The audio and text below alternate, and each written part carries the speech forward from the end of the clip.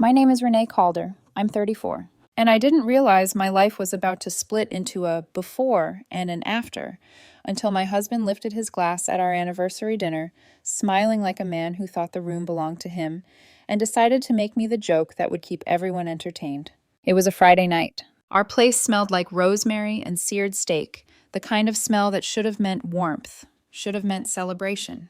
Instead, it felt like stage makeup, pretty from a distance, suffocating up close. We had 5 couples crammed into our dining room, expensive wine, fancy little plates, people laughing too loudly at stories they didn't actually care about, and me, sitting beside Carter, 32, my husband of 4 years, halfway through my second glass of soda because I wanted my head clear. I'd learned that lesson the hard way. If Carter was drinking, Carter was performing.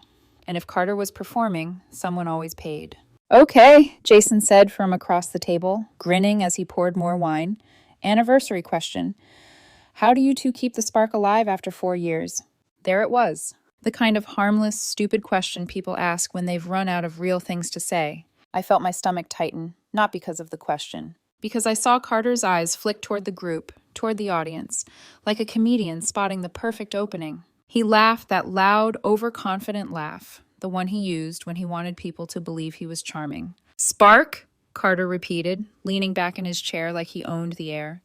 With Renee. He gestured toward me with his glass, nearly sloshing wine onto the tablecloth I'd ironed myself. Let me tell you about our love life. My fingers tightened around my fork. I could feel it coming the way you feel thunder in your bones before the rain hits. Carter loved attention the way fire loved oxygen. And lately, he'd been starving. Carter, I said quietly, warning in my tone. He ignored it. Of course he did. Renee's idea of foreplay, he continued, louder now, is asking me if I'm ready yet. The table burst into laughter. Uncomfortable laughter. The kind that tries to pretend it's all in good fun, because the alternative is admitting something ugly is happening in real time. My face didn't change. I didn't give him the satisfaction. Carter leaned forward like he was sharing a secret, but he spoke clearly enough for everyone to hear. And then it's just mechanical, like she's following IKEA instructions. More laughter. Monica's laugh was the loudest, high and breathy, like she couldn't believe she was being allowed to witness this. I stared at my plate. I tasted metal in my mouth, like I'd bitten my tongue without realizing. Seriously, Carter went on, warming to it. It's the same routine, same everything. I could set a timer, 2 minutes of kissing, if I'm lucky, then straight to business for exactly, what is it? He pretended to think, tapping his temple. 4.5 minutes. He made a little gesture with his hands, like he was measuring something small. The men at the table laughed. In that forced way men laugh, when they don't know if they should defend someone or pretend it's harmless. The women laughed because laughter is what people do when they don't know where to put their discomfort. My chest stayed still. My expression stayed calm. Because the truth was, Carter didn't know he was building his own coffin, and every word out of his mouth was another nail. The worst part, he said, and now he was grinning like he'd saved the best punchline for last, is she thinks she's good. He looked around their table, eyebrows raised, inviting them to join him. Like genuinely believes she's doing something for me. Bless her heart. That's when the voice came from across the table, low, casual, almost bored. Funny. Everyone turned. Shane Mercer sat there with his elbows near his plate, eyes steady, expression unreadable. He didn't smile, he didn't perform. He just spoke. Because Renee's actually incredible in bed. Silence hit the room so hard it felt physical. A fork clinked against a plate somewhere. Someone swallowed too loudly. The air itself seemed to stop moving. Carter's face went through 3 emotions in 2 seconds. Tipsy amusement, confusion, then something sharp and dangerous. Excuse me? Carter's voice dropped into ice. Shane shrugged and took a slow sip of his drink like he'd commented on the weather. Just saying, he replied. From personal experience, she's definitely not following any IKEA instructions. Monica's mouth literally fell open. Jason shifted in his chair like he wanted to disappear through the floor. And me? I didn't say a word. I took another sip of soda and watched my husband's brain trying to process what just happened. Because that moment, right there, was the beginning of the end. Carter stared at Shane like he wanted to leap across the table. Then Carter snapped his gaze to me, then back to Shane. You're joking, Carter said, but his voice cracked on the last word. Nope. Shane's mouth tilted slightly, not quite a smile, more like a blade catching light. Sorry to contradict your story, but facts are facts. Carter's knuckles whitened around his glass. Renee, he said, tight and controlled, tell me he's lying. I looked at Carter. Really looked at him. At the man who'd stood in our kitchen and kissed my cheek that morning like we were normal.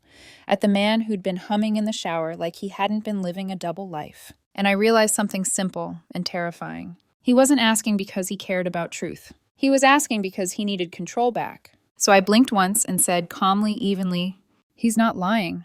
The room erupted. A gasp. A curse under someone's breath. A glass tipping over and nobody moving to catch it. Carter went pale, then red, then pale again, like a broken traffic light. He started, and the word came out strangled. "You cheated on me?" I leaned back in my chair and held his gaze. "Same week you were disappearing for late meetings," I said softly. "Remember those?" His eyes widened, and there it was. The first tiny crack in the mask. "But before you decide you know what kind of woman I am, before you label me and tuck me into a neat little box, let me back up. Because that dinner, that wasn't the beginning. That was the end game, the final move. And to understand why it was so perfectly timed, you need to know what Carter did first. 3 weeks earlier, Carter left his phone on the kitchen counter. That alone wouldn't have meant anything. We lived together. Phones got forgotten all the time.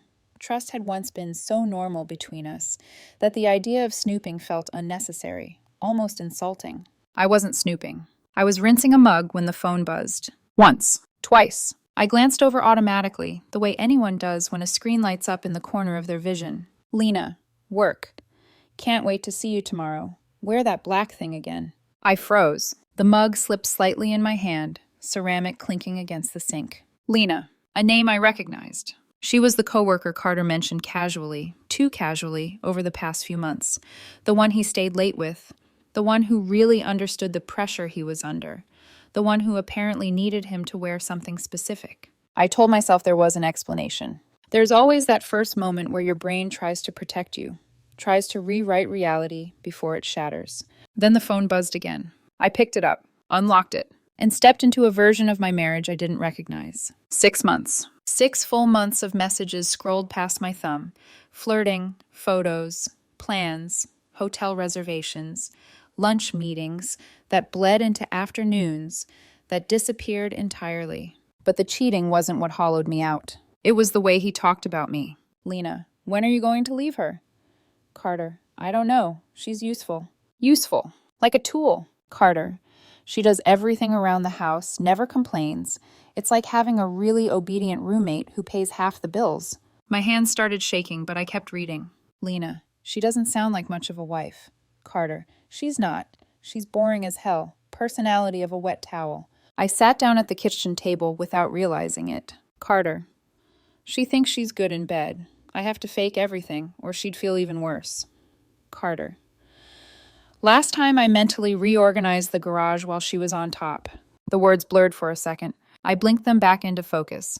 There were more. Dozens more. Him mocking my job, my clothes, the way I spoke, the routines I kept that he benefited from every single day. Carter, she's so easy to manipulate. I just tell her I need something and she does it. Carter, I settled because she was stable. That's literally it. She was there. There it was. The sentence that changed something permanent inside me. Not anger. Not hysteria. Clarity. I took screenshots of everything. Every message, every photo, every plan. Sent them to myself. Deleted the sent history from his phone. Then I stood up, made breakfast, and kissed him goodbye like nothing had happened. He smiled at me that morning. Told me he loved me. I smiled back. That Monday, during my lunch break, I called a lawyer. By Wednesday, I knew exactly where I stood. No kids. Clear evidence of adultery. Most assets protected. The house? Mine before the marriage. The car? Paid off. Titled to me. Joint account? Barely anything in it. The lawyer didn't sugarcoat it. If you want this done quickly, she said, you're in a very strong position. I did want it done, but not messy. Not loud. Not yet. I started gathering documents quietly. Bank statements, titles, passwords, copies of everything that mattered.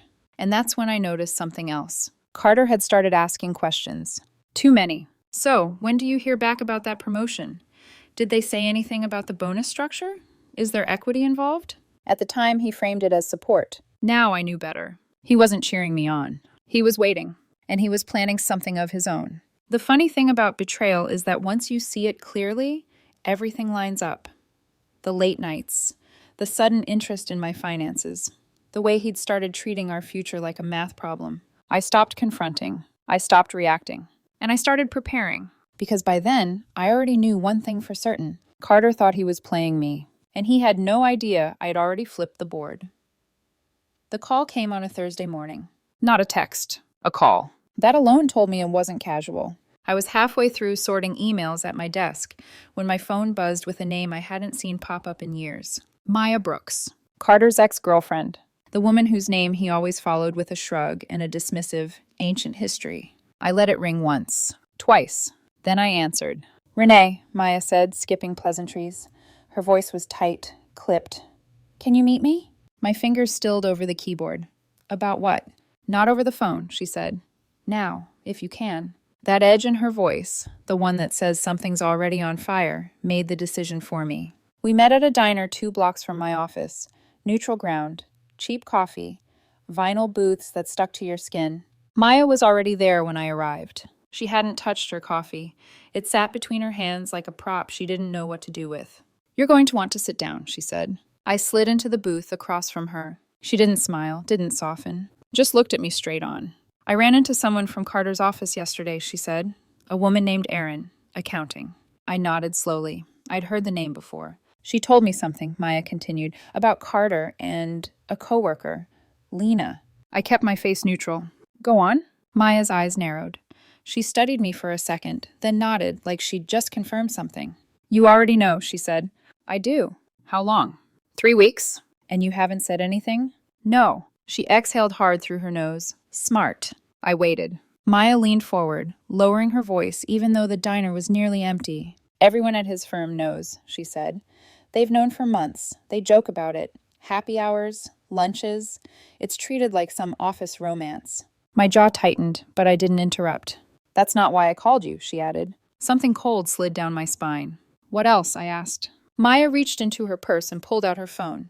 She unlocked it, scrolled, then slid it across the table to me. "Notes, dates, names." "He spoke to a divorce attorney," she said. 2 Tuesdays ago, morning." I looked up sharply. "He's filing?" "Not yet," her mouth twisted. "He's waiting." "Waiting." "For what?" I asked, though I already knew. Maya's voice dropped. "For your promotion to finalize. Bigger salary, bigger settlement." Everything clicked at once. The sudden enthusiasm, the questions about bonuses and equity, the way he'd pushed me to accept quickly, before year-end. He hadn't been proud of me. He'd been positioning himself. "When did you hear this?" I asked. "Aaron overheard him in the parking garage," Maya said. "He was on the phone with the attorney. Told them to have everything ready, but not to file until he gave the word. Said he needed a few more weeks to lock things down."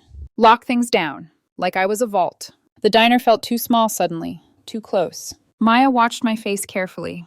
"I didn't come to you because I care about Carter," she said. "I came because I hate him." I believed her. Their breakup years ago hadn't been clean. He'd cheated then too. I knew that now, with a clarity that made the past rearrange itself. "He did the same thing to me," she continued. "Charm, promises, plans.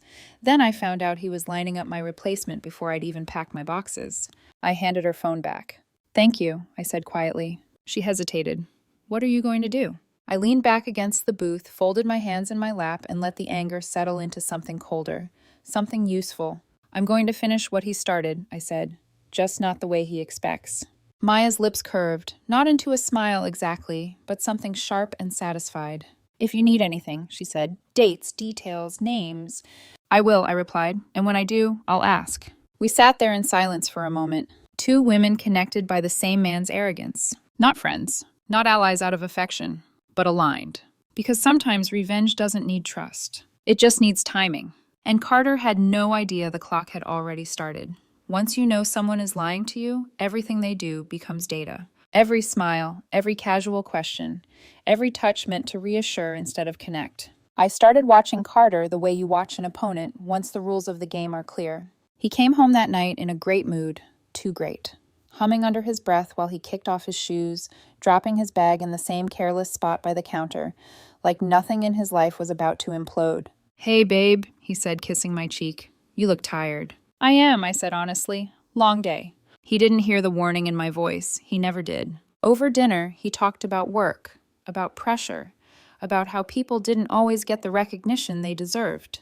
Then, right on cue, he steered the conversation where he wanted it. "So," he said lightly, swirling his wine, "any update on that promotion?" I took a bite of food, chewed slowly. "Nothing official yet," I replied. His eyes flickered, just for a second. "Well, when it comes through," he said, smiling, "it'll be huge for us." "For us," I nodded. "Sure." Inside, something settled into place. That night, after he fell asleep, I lay awake staring at the ceiling, thinking about Maya's voice, about the lawyer, about the way Carter had described me to Lena, as useful, obedient, safe. I realized something then that hurt worse than the cheating. He didn't see me as a partner. He saw me as a resource, and resources in his mind were meant to be extracted. So I stopped hesitating. The next morning, I moved quietly. I copied every important document: bank statements, deeds, titles, insurance policies, changed passwords on everything that mattered, backed up files to an account he didn't know existed. By Wednesday, I'd signed a lease on a small apartment across town. Nothing fancy, temporary, mine. Thursday, I scheduled movers for Saturday. Friday morning, I opened a new account and transferred my half of the joint savings into it. Carter noticed nothing. He was too busy texting. Maya stayed in the background, feeding me information when I asked. Dates, names, proof that the affair violated company policy. She didn't push, didn't pry. She knew better. And then I made the move he never saw coming. I called my boss. "About the promotion," I said. "I need some time." There was a pause on the line. "You're turning it down?" he asked. "For now," I said. "I need to reassess my priorities." He was confused, disappointed, but respectful. When I hung up, my hands shook. Not from fear, but from adrenaline. Carter was waiting for that promotion like a payout at the end of a heist. I'd just pulled the vault out from under him. That evening, he came home glowing. "I'm so excited for tomorrow," he said, slipping his arms around me from behind. "Finally introducing you properly to everyone." Tomorrow. The anniversary dinner. The stage. I smiled into the sink where I was washing dishes. "Yeah," I said, "should be interesting." My phone buzzed in my pocket. A message from Maya.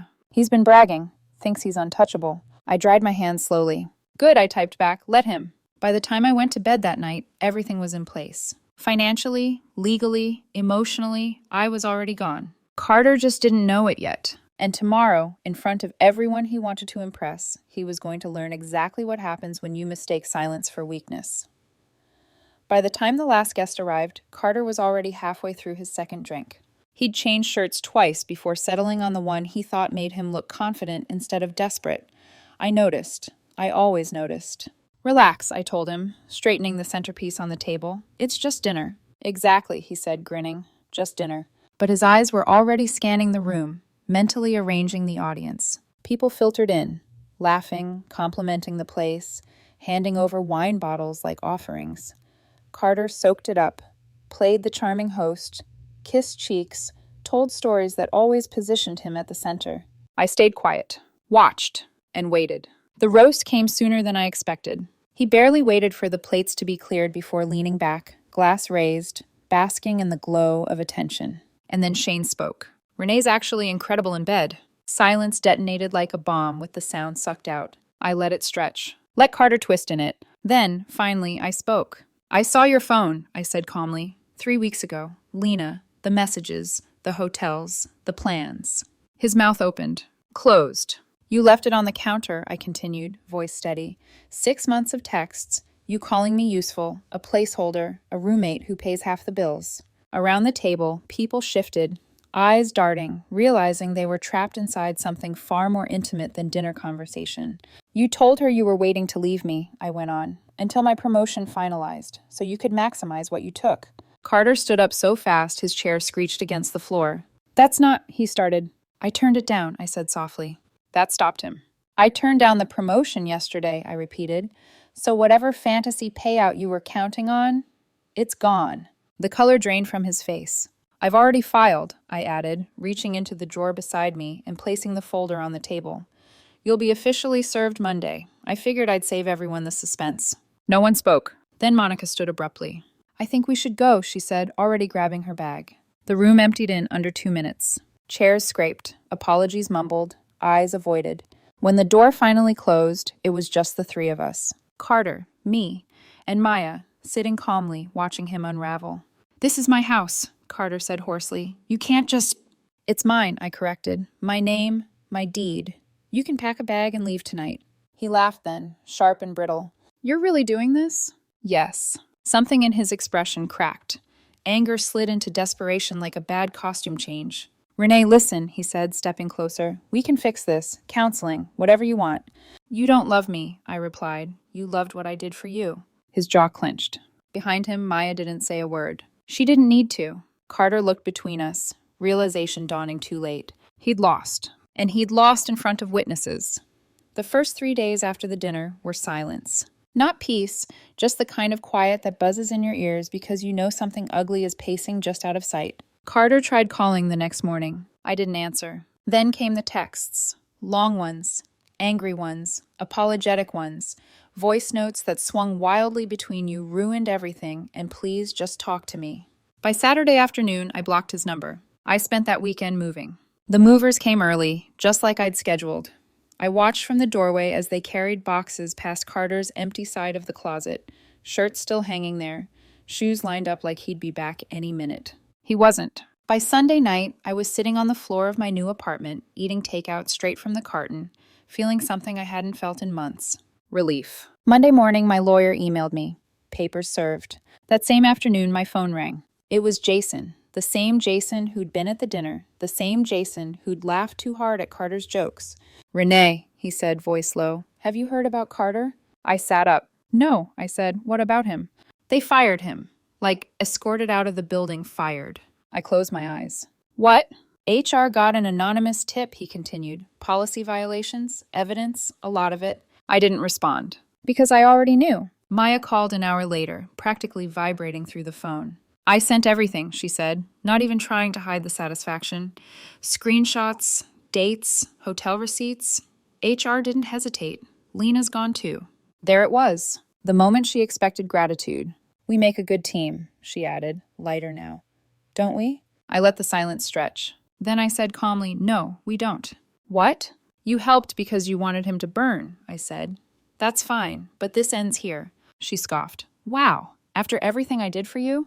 For yourself, I corrected. We're done. I hung up, blocked her number, and moved on. Or at least I tried to. 2 weeks later, on a Wednesday evening, someone started pounding on my door. Not knocking. Pounding. The kind of sound that carries entitlement and desperation in equal measure. I looked through the peephole and almost laughed. Carter stood in the hallway. So did Maya.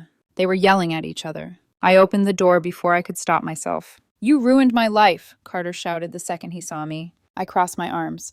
You did that yourself. You sent those emails, he snapped. I didn't, I said evenly. She did. Maya's head snapped toward him. You told her? I didn't have to, I said. You're not subtle. They turned on each other instantly. This is your fault, Carter yelled, shoving Maya. You couldn't just stay out of it. My fault, she shot back. You cheated. You bragged about it. You thought you were untouchable. The argument escalated fast. Too fast. Hands grabbed. Voices rose. Someone shoved someone else hard enough to hit the wall. I stepped back into my apartment and leaned against the frame, watching. It was surreal. Two people who had both underestimated me, now tearing into each other like animals backed into a corner. You've always been jealous, Carter hissed. Always wanted my life. I don't want your leftovers, Maya snapped. I wanted to watch you fall. That was the wrong thing to say. Maya's fist came out of nowhere. The sound was sharp, wet. Carter stumbled back, hand flying to his mouth. Blood. He stared at it, stunned. You chipped my tooth, he said, voice slurred. You chipped my tooth. I laughed. I tried not to. I failed. I laughed so hard I had to grab the doorframe to stay upright. They both turned toward me, disbelief written across their faces. You think this is funny? Carter demanded, blood on his lip, dignity gone. Yes, I said, wiping my eyes. Actually, it's the funniest thing I've seen in years. Something broke in him then. He stepped toward me, hands out like he was pleading. Renee, please, I messed up. I know I did, but we can fix this. I stared at him, at the man who'd called me a placeholder. You want me back? I said slowly. Now? Yes, he said desperately. Maya stepped forward too, as if suddenly remembering she was still there. He doesn't deserve you, she said. I do. I looked between them, one with blood on his mouth, the other with scratches on her face. Both convinced I was still something to be claimed. No, I said, neither of you does. They started arguing again. I raised my phone. 5 seconds, I said, then I'm calling the police. They froze. Maya backed away first, muttering something bitter under her breath. Carter lingered, searching my face for something, anything. I gave him nothing. Eventually, they both left. The hallway fell quiet. I closed the door, locked it, added the chain. Then I walked back to my kitchen, reheated leftover pizza, and sat down at the counter. I took one bite and laughed again. Not because it was funny, but because for the first time in a long time, I was free.